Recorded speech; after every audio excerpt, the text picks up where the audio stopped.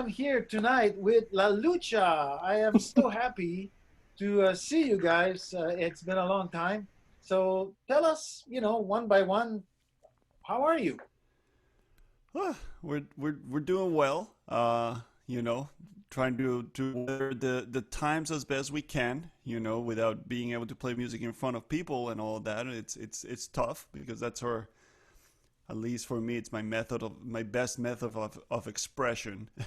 And I'm home with three kids. We've been homeschooling all three kids, so it's been an adventure. My wife has been working through the whole thing. She's a nurse, but luckily she's at a children's hospital, so she hasn't had to deal with a lot. But it's been tough, but it's also kind of a welcome break from the crazy routine that we were kind of maintaining. I've been good. It's been really great to be at home and to be with the family a lot, lots of family time. And it's been great to, I've been writing a lot and working on writing some music for myself. And um, I know Mark's been writing some and so a lot of like personal music. And so that's really great. I'm in some ways I'm living the dream because that would be the most ideal thing where I'm just working on my music and with the band and that's our full-time job, that would be amazing. And so part of this is like a little taste of what life could be like. So how about you, Mark? How are you doing? Oh, I've been doing okay. Besides that, the urge to splurge and playing music, and but I've been writing a lot, as John mentioned. I've been composing a lot at home, which is something I really love doing.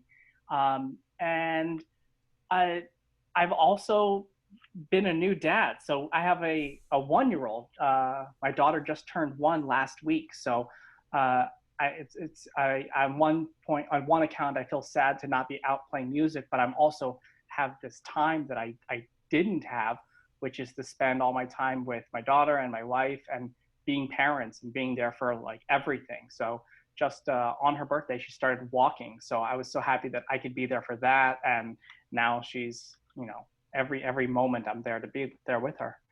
That's So really that's been cool. a joy. So are you so you're, basically you're writing music individually, thinking of the group, I'm sure. So you're probably looking like it's going to be like such a cool thing to get the group back together after this, like, kind of not absence because you can contact each other, you can communicate, but it's still not the same as rehearsing in the same room and all that kind of stuff. So Right. how you're looking forward to that? Oh I'm, yeah. Yeah. So in two different cases, because we have a brand new album out and we haven't performed this music live. We've rehearsed it, we've recorded it, and then right before all this happened, we were supposed to have our album release party, and everything's been postponed or canceled. And so it's exciting for us to, you know, relearn this music or actually play it live together for the first time.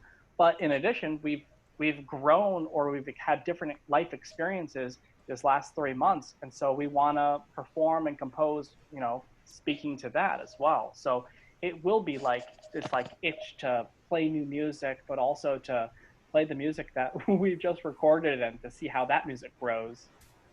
Right, because it will obviously. Oh So yeah. Yeah. yeah, very cool. So let us talk a little bit about what's coming, because on Sunday we will rebroadcast your concert with Chuck Red. I'd like you to tell us about this experience that you had with Chuck Red. What's the story? How did you get to play with him and all that stuff? yeah. Marky, I think you were the one that connected us with Chuck, right? Yeah, so as a drummer percussionist, I grew up knowing about Chuck Red and hearing from him. My parents had his albums, as I was kind of coming into being a musician, and I used to go see him perform, and so I was really aware of him. And I used to perform, or I play regularly, occasionally with a guitarist named Nate Najar, who uses Chuck on a lot of his recordings. Chuck was associated with the Charlie Bird trio for many years, and Nate, being an acoustic guitarist, um, wanted to use people from his group. So I eventually got to meet Chuck, and La Lucha actually opened a concert in which Chuck was playing on at the Palladium in St. Petersburg. And we were really excited because, at that point we didn't know Chuck, but we were on a double bill with him. And so like we were like, we have to get our stuff together. It's got to be really good. And it was the first time that, you know, we got to really interact with him and he got to see us. And years later, we learned that he remembered that experience and remembered hearing us and seeing us. And he actually called Alejandro and I to play in a quartet with him in South Florida. And the gig was fun. It went really terrible for me, honestly. I had like no idea what I was doing. I was messing up endings. There was one song that ended. You remember this? Oh, yeah, It yeah. ended, but I didn't know it was the ending. And I just kept playing. And then Chuck actually turned around to me and said, it's over. You know, like I just thought it was a drum solo. But, you know, I was like, that's it. I'll never play with Chuck again. I'm done in this town. Okay. So cut to a couple of years later, Chuck called me and said, hey, I would love to use you on a concert that I'm doing in St. Petersburg. And it was a few shows around Florida. And they wanted to bill it as Chuck Red meets La Lucha. And at that point, we had released a few albums and, you know, are getting some notoriety in the area. And we just kind of kept doing these shows. And then he brought us up to DC and we did a run of shows with him there. And we kind of created this, you know, in addition to a wonderful friendship between all four of us, we had like repertoire that we were doing. We were doing some La Lucha arrangements with him. He was arranging music kind of La Lucha-fied, thinking of us.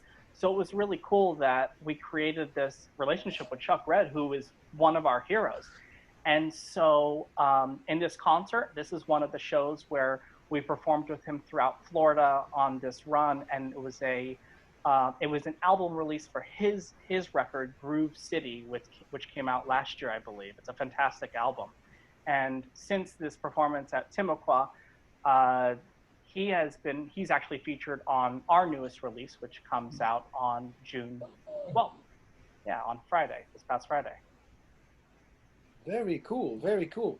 So that's it. You know, it's nice because of course it was a very good show, as people will see if they see it. I hope they see it.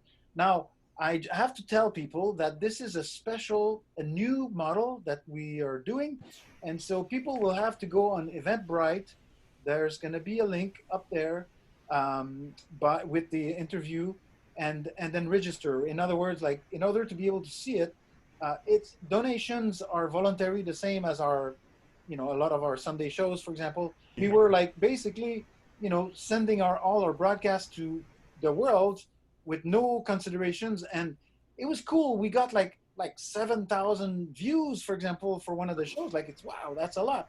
But when you look deeper into it, like some of them were 10 seconds long. Yeah. You know, so I see. it's like Facebook, and that doesn't lend itself that much. So instead, we're gonna promote it on Facebook, where it's gonna happen on YouTube, and it's gonna be like a, you know, a unlisted event. In other words, you have to want to see it, and and then we tried it for the music festival, and it drove up donations a lot, because the whole point of us doing that is to help you guys in this time, because you're not performing and you're not making money, to get some money, you know. So so hopefully that will happen and you guys can get some money out of it. Thank you. That's the idea, yes, you know. you.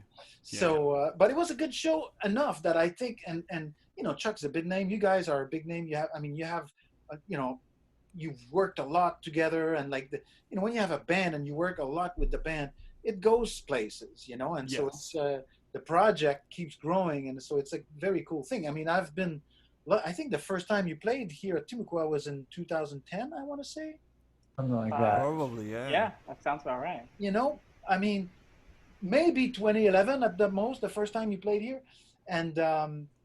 But I mean, I've seen you grow, and even then, back the first time, it was very good, you know. But I mean, it's just so cool to see you guys grow as people, and the friendship that's developed over the years. And hey, let's talk about where people can find your stuff. Okay, so on your website is a good place. Yes. Which is laluchamusic.com. Okay, and then you've got your Facebook page. Yes. Lucha Music's for Facebook, and La Lucha Band is for Instagram. And you're on YouTube too, right? Yes. Yeah, all social media platforms. If you find us anywhere you listen to or find music, we're there. We're on all streaming aggregators. We're on Bandcamp. You can listen and you can purchase the album digitally and a physical copy as well. You can also find us at our record label, which is, well, it's not our record label, the label that we released this, which is arborsrecords.com. They're also selling the record through their website as well. Very cool, very cool. So everybody, I hope that you're gonna watch Sunday's concert. Awesome. Thank you so Sounds much. good.